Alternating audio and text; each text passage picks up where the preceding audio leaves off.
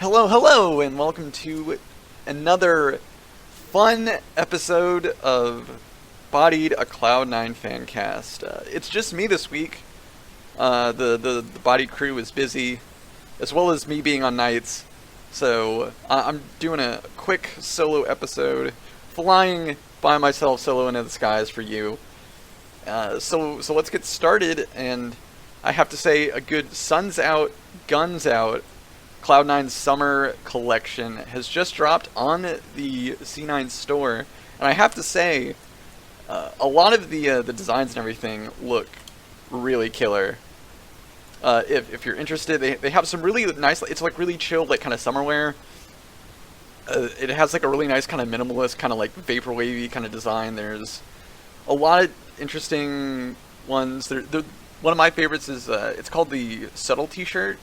It just has like palm trees, and then it's offset by this square, and it says like Cloud9, established 2013 in LA. It's a really interesting looking shirt. I think it looks really cool. There's also one that has like a barcode on it, and it just has like the little C9 label in the corner. I think that's cool just from like a design standpoint. There's also one with a QR code. I'm not sure what happens when you scan the QR code. Apparently the QR code really works. I'm not sure what exactly it shows.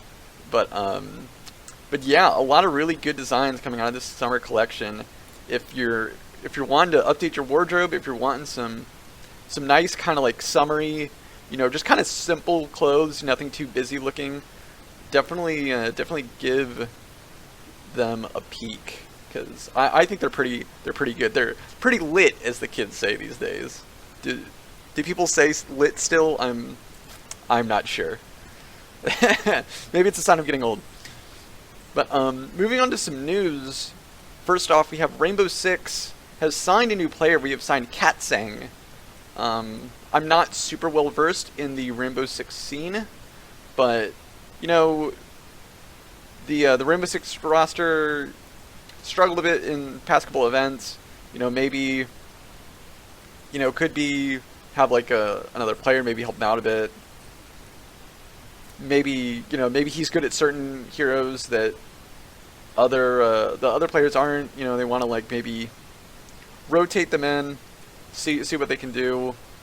I think it's worth a shot. I think the Rainbow Six roster is really interesting. I know that FPS games are not as big over in Korea, and I think maybe at least I'm wondering if it's still the case, if Korea and like that kind of region is not as good at Rainbow Six as some of the other regions. But regardless, I hope our team does improve. If you can get some new blood in, and if you can improve, I think that's worth our while. And hopefully it works out. I want to see Rainbow Six do better. Moving on. We have PUBG did play in the Global Loot League's latest event, and they got 11th place, which is a bit strange. They might have been just having an off weekend. Some other teams may have just been hopping off, but it was kind of weird just because our PUBG team is usually pretty good, and C9's Battle Royale teams are actually like fairly good. But maybe it was just an off game, who knows. Speaking of Battle Royale, I do want to also give a quick welcome to, I suppose it's pronounced Phizin. It's spelled Pfzin. He is another player that Cloud9 has signed to our Fortnite roster. I'm not sure exactly when they play. I think maybe they play this weekend for like a really big event. I know that they placed first at the previous event they played in. I'm not sure what that was specifically, but I mean, if you're placing first place in like an event that you're participating in, that's pretty good. Okay, yeah. They finished first in the Trio Cash Cup NAW semifinals, so they got first place in that, which is really, really good. So hopefully Fortnite keeps it up, because in esports, it doesn't really matter what game you're in as long as you're getting really good results like that. If our Fortnite squad can continue to get really, top 5 results consistently, that's incentive enough to lead them around, and you're pulling in more people to watch streams, you're getting more revenue and whatnot. So, good on them, good for them. One of my favorite teams are smaller teams. Our WoW team did win the Summer Cup 4. This is part of the summer season for the AWC, and they got first place.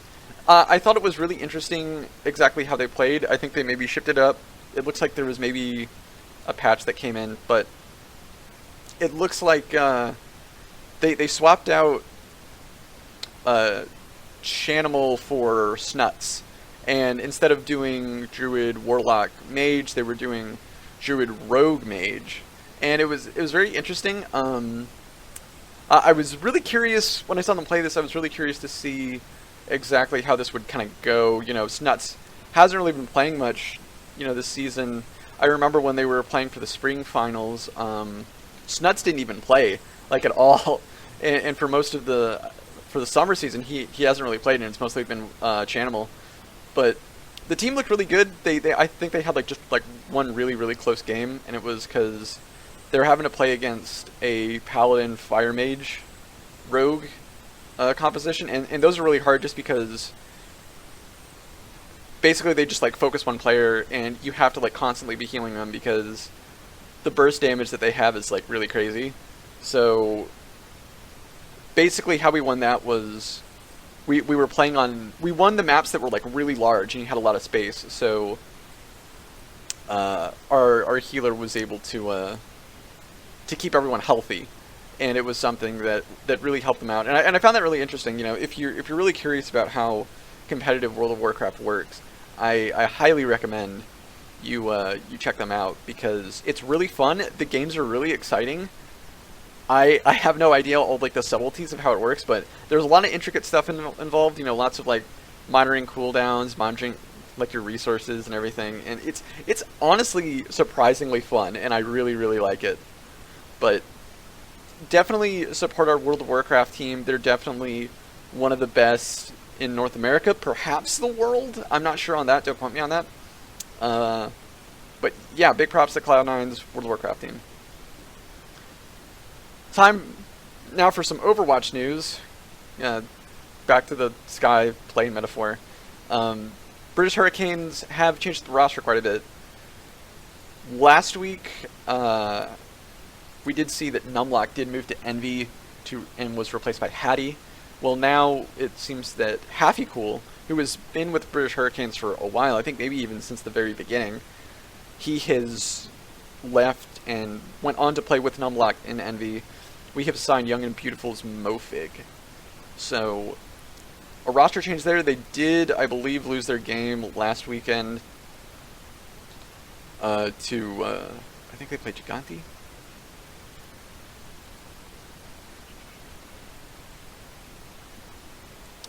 Who knows? Oh well. But, yeah. Interesting roster move. Could be that, Haffy just wanted to go somewhere else. It's whatever. They can, do whatever they want. But it sucks that a long-standing player like that leaves, and I really did like Haffy. And hopefully we can have some success with our new players.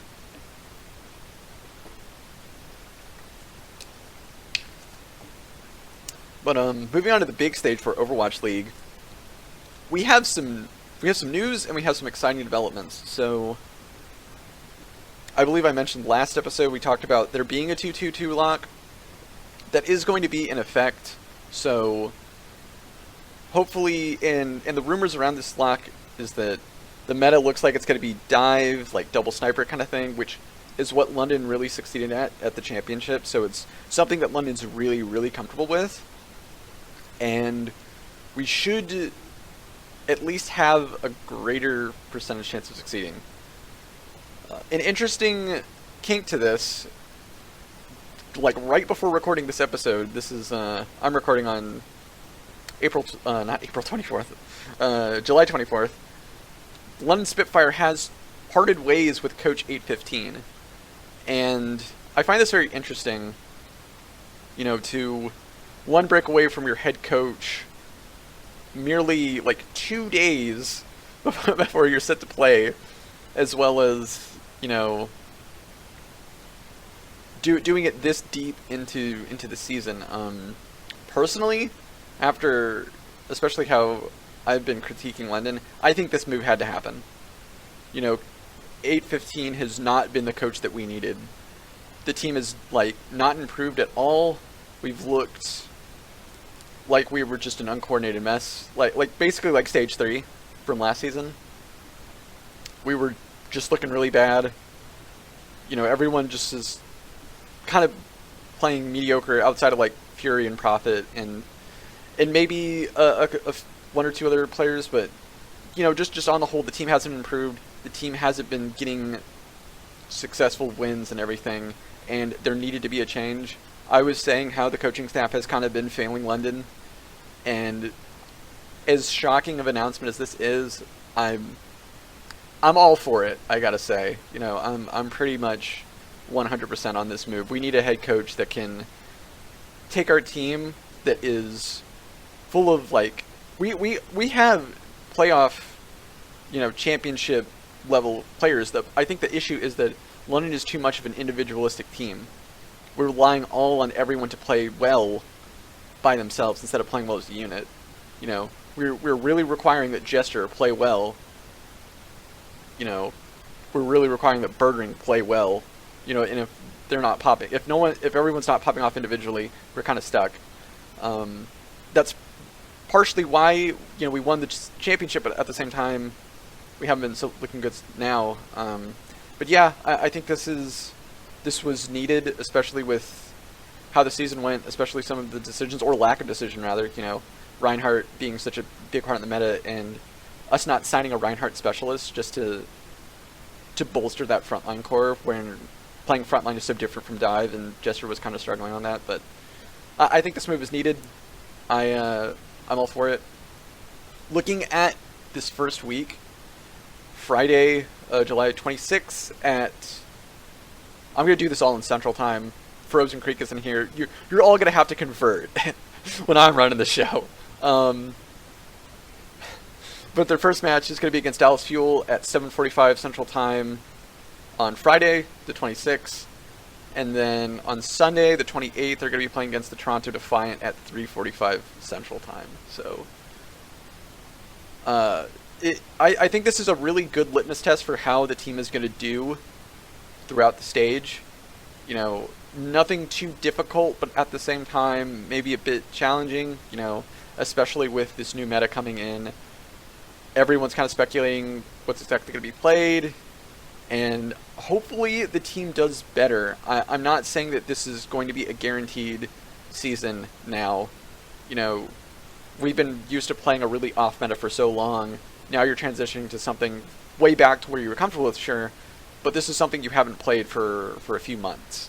So, you know, maybe actually like half a year, I think, because I'm pretty sure Stage 1 started in like February. Oh yeah, so like half a year you've been playing this stupid, odd 3-3-3 bullshit, and now you're going back to the thing that you were comfortable with, but you could be definitely out of practice. You know, especially now, head coach is gone, you're trying to pull it together as a team and make sure you can at least get to the season playoffs. So I'm not 100% confident, but I'm at least a bit more... I feel a bit more secure that we can at least see better results because of how the meta's going to change. And hopefully the Spitfire does well. I really want them to do well. This is a team that has great players and very talented players. And I'm critical of them, but it's not that I don't like them. It's just that we need to, you know, you have a set a high standard when you sign the team and then you won the championship. So that's kind of how goalposts kind of work. But yeah. Moving on to League of Legends, though, I do want to say a little bit first.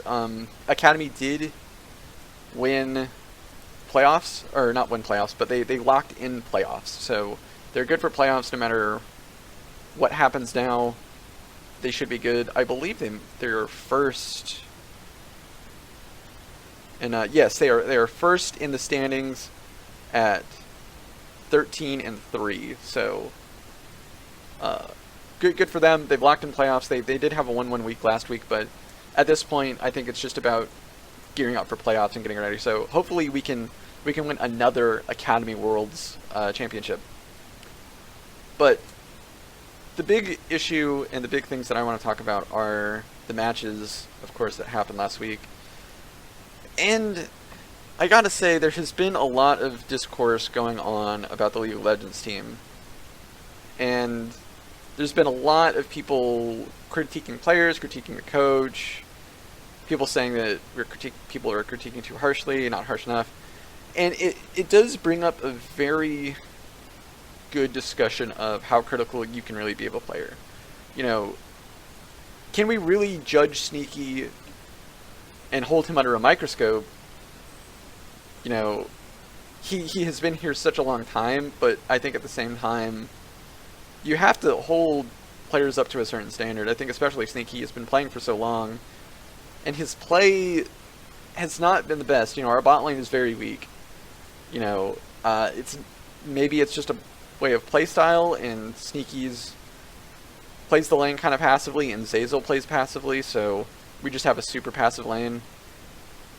It could be, you know, Zeyzal is really struggling, and that forces Sneaky to struggle. It could be that Sneaky's just fallen off a cliff. You know, Sneaky's, you know, we're constantly getting older. Players have to retire eventually.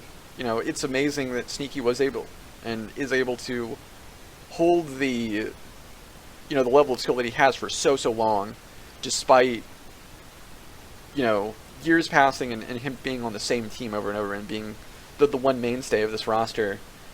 You know, we all fall off eventually. You know, we do slow down. This could just be Sneaky's time. Maybe fans and him don't want to admit it. I don't know. Maybe the fans are just looking at things really wrong. I know there was a whole video of Sneaky just like watching like a Hotline League episode. I think Dr. Manhattan was actually the one in the call calling in on the on the show.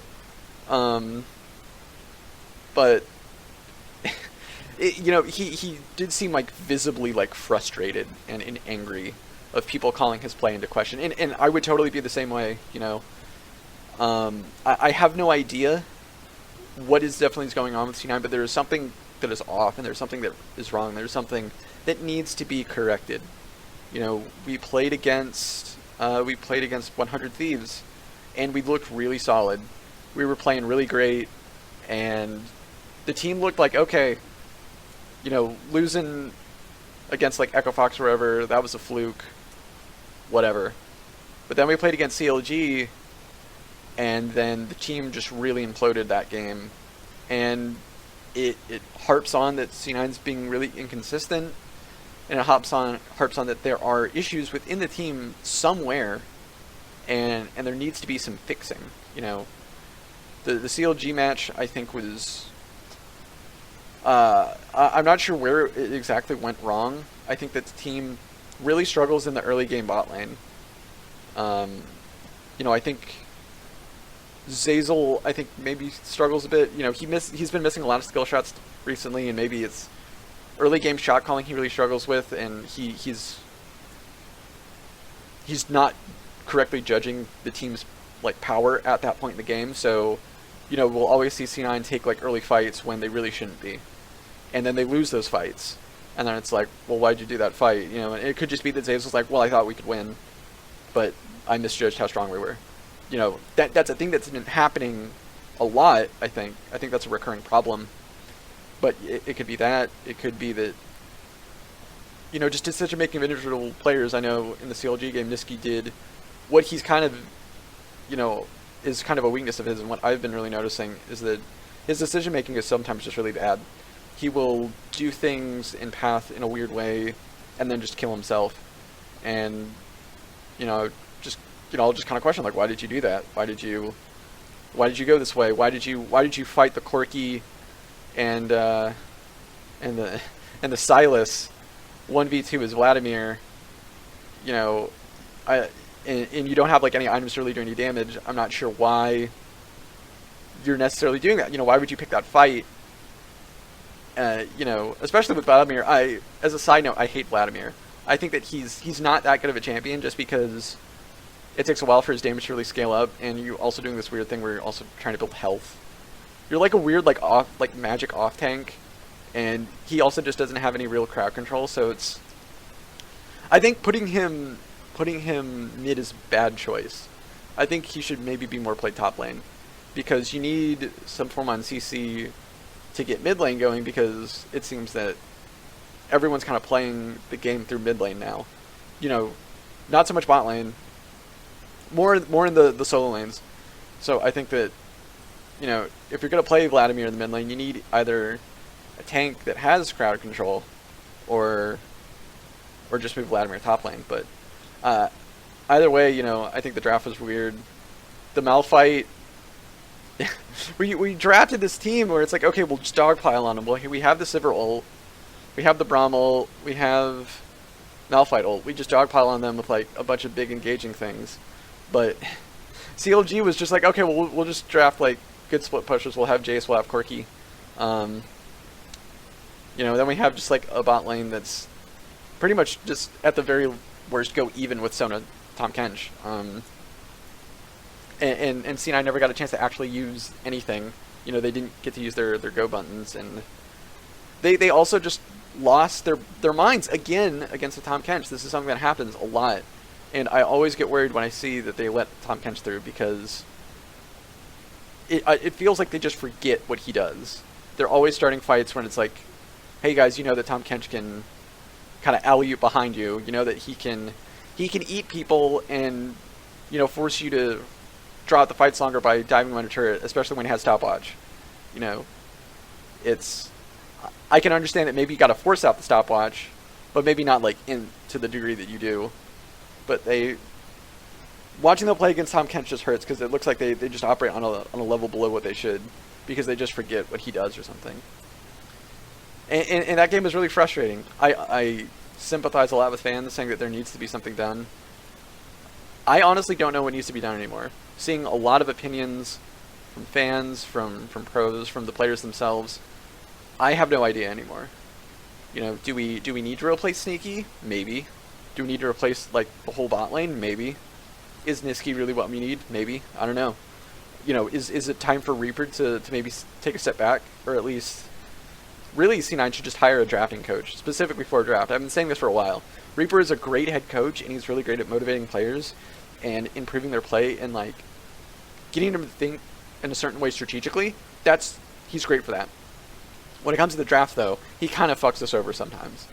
And I think that you just need someone, you know, just like have Rapid Star and someone specifically for draft that comes out and is like, okay, they pick this, we pick this. And you're just trading power picks and everything, and you're giving the team a really good comp that can really work, instead of hoping for a certain scenario or something.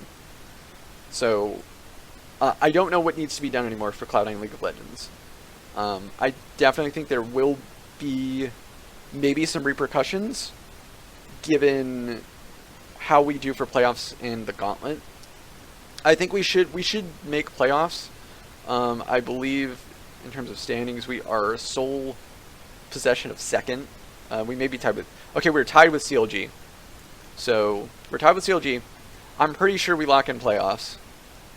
Barring something catastrophic doesn't happen this week or next. So, as long as this week and next week go well, we'll be in playoffs. The question is, where do we stand?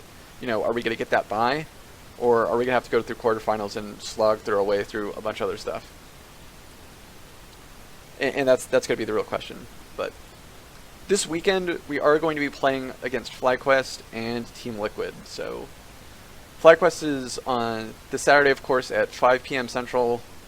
And then Team Liquid is at 4 p.m. Central. So FlyQuest should be, I think, a pretty easy game. They've been kind of struggling lately.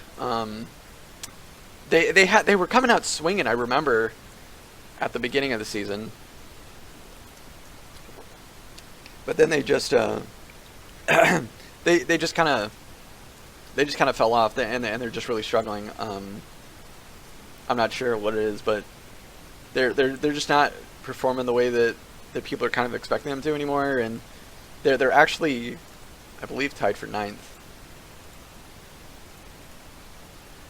Yeah, they're tied for 9th with Echo Fox. They're sitting at 4-10. So at the very least, C9 should win. On paper, they should win.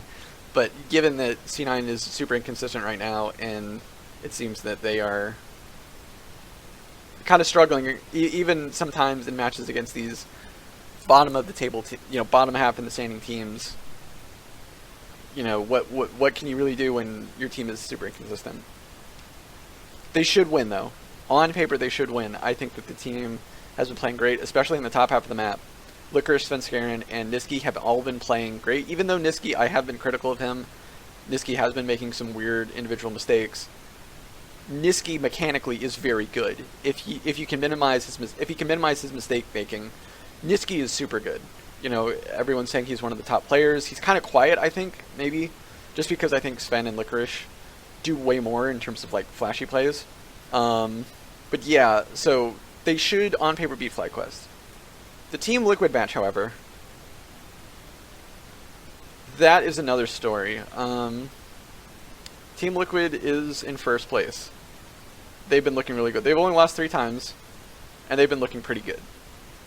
I honestly don't see us, especially how we are now with being inconsistent, with a weak bot lane against one of the best bot lanes in North America. I don't see us winning. That's just trying to be real. I hope we win. I'm starting to think that maybe our victory against Team Liquid was kind of a fluke, considering TL just did play bad against us. I don't think Jensen's going to make the same mistake twice with Valkyrie into a Vygar cage. Team Liquid's not going to make the same mistake twice. I think they're going to prep doubly for us. It's going to be a tough match. I am not sure if we win. And if we do, you need to make sure that bot lane is able to not suffer heavy losses, and make sure that you can snowball your top half early. Otherwise, we're not going to win, because Team Liquid has strong bot lane. They're just going to play through bot lane and try and make us suffer even more. Zeyzal needs to hit skill shots. I know that's something that's mechanical and in-game, but he needs to hit these skill shots. You can't have a game that he had like last week on Braum or the week before on Lux, where he's just missing everything. If your champion's like really dependent on landing those skill shots, you're almost not playing a champion. You're playing like half a champion, and that's not good. We can't afford that, especially this late in the season. So I really hope that the team comes to play. I hope they prepare really well and prepare properly, but I can't, within good conscience, say that we will confidently win this game. We can maybe win. I think if we're on our game and we're not fumbling around like idiots, like some of our losses that we should have won. But yeah, I have no idea. But hopefully we can win. I want us to win. I want us to succeed. I think it's just frustrating when C9 is like, they have a really good team and they just struggle for the stupidest reasons, and you shouldn't be. But yeah, hopefully C9 wins. And that's all the rambling I have. I'm out of rambles, so thank you for listening. Make sure to I also forgot. I did want to answer a question. This is from @JustCasual, and he did comment on a tweet we made, and I did want to talk about that. I was actually saving it to talk on the show instead of reply to you. He asked, can we encourage trash talking rather than discouraging it? He personally loves it, and that's a really interesting point. I think that trash talking for me comes on 2 sides. One, I like it because it does make things very spicy and interesting. It really does create rivalries and really is like, ooh, this is going to be a really good match. I suppose on the other hand, it is also about the concept of saving face. You know, I don't want us to say something really stupid and then it come back to bite us. Like, you know, preemptively saying like, oh, we're gonna go celebrate a 2-0 weekend, and you're talking trash and, you know, Svenskeren and saying, oh, I don't think Wiggly can ever beat me, and then you legit have one of your worst games of the season. You look like idiots. You know, I think at least from a personal perspective, I don't say anything I can't back up. You know, if you're gonna talk trash, you better win. Otherwise, people are gonna make fun of you, and the thought of living in shame is way worse than than than having some cool banter.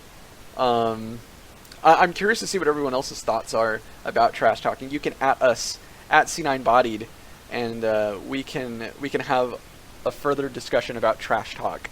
It's you know, I'm of two minds about it. I think it can be fun, but at the same time, I think that in terms of saving face and looking like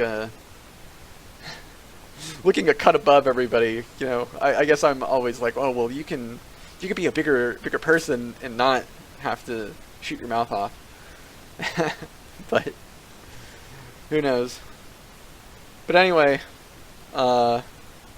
thanks for listening. Remember, follow us at C9Bodied, and we'll see you again next time.